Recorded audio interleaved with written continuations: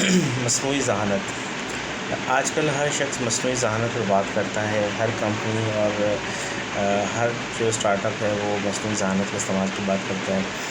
تو اب ایسے لگتا ہے کہ مصنوعی ذہانت کے بغیر کچھ بھی ممکن نہیں۔ سونے پر سہاگا یہ کہ میڈیا ہر روز کوئی نہ کوئی شے سرخی لگا دیتا ہے جس میں مصنوعی ذہانت کا کردار ہوتا ہے۔ تو دوسری طرف وہ لوگ ہیں جو آرٹیفیشیل انٹیلیجنس یا اے آئی کو انسانیت کے خاتمے سے تعبیر کرتے ہیں۔ وہ یہ سمجھتے ہیں کہ ہماری نوکریاں جو ہیں وہ اس سے ختم ہو جائے گی، ہماری زندگی سے تبدیل ہو جائے گی۔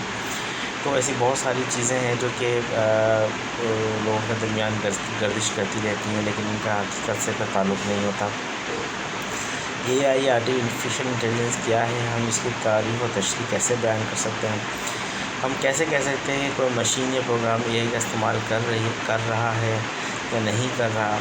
اے آئی کیا کام کر سکتی ہے یا کیا نہیں کر سکتی، اور ایک عام آدمی کو اس سے کیا فائدہ ہوگا؟ یہ وہ سوالات ہیں جن کے جوابات ہم اس کتاب میں اس باب میں دینے کی کوشش کریں گے۔ سب سے پہلے ہم جانتے ہیں کہ مصنوعی کیا چیز ہے۔ مصنوعی سے مراد آرٹیفیشیل ہوتی ہے جو کہ قدرتی طور پر وجود نہ رکھتا ہو، لیکن انسان نے اسے اپنی ذہانت سے جو ہے وہ تخلیق کیا۔ مثال کے طور پر قدرت میں رنگ ہے، خوشبو ہے، ذائقہ ہے، جو کہ ہم پھلوں سبزیوں سے حاصل کرتے ہیں، اور جو ان کی نقل ہم تیار کرتے ہیں وہ ظاہری طور پر آرٹیفیشیل ہے۔ مثال کے طور پر ہمارے پاس آرٹیفیشیل جیولری ہے، کرنسی نوٹ ہے، آرٹیفیشیل فلیورز ہیں، پرفیومز ہیں، بچوں کے کھلونے وغیرہ وغیرہ، یہ سب آرٹیفیشیل کہلاتے ہیں۔ اور اس میں سے بعض چیزیں ایسی ہوتی ہیں جن کو دیکھ کے ہمیں اصل کا گمان ہوتا ہے۔ ذہانت کی تعریف ایک پیچیدہ و مشکل کام ہے۔ ہم کب کہیں گے کہ کوئی جاندار ذہین ہے؟ کیسے معلوم ہو کہ اس نے کوئی ذہانت بھرا عمل کیا ہے؟ دو جانداروں کی ذہانت کو آپس میں کیسے پرکھیں گے؟ ذہانت کی مقدار کا پیمانہ کیا ہے؟ ذہانت لاطینی زبان کے لفظ انٹیلیجنسیا سے ماخوذ ہے، جس کا مطلب ہے سمجھنا، فہم یا احساس۔ مڈل ایجز تک یہ سمجھنے کی تعریف تک محدود ہو گیا۔ آج کل ذہانت کی بہت ساری تعریفیں موجود ہیں۔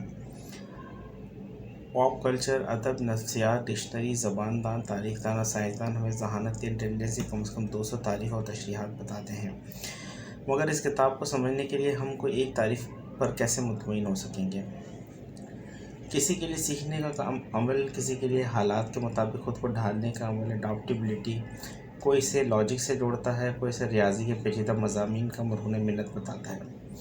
کسی کے لیے اپنے اندر جھانکنے کی صلاحیت ذہانت ہے تو کوئی اسے جذباتی قوت کے ساتھ جوڑتا ہے۔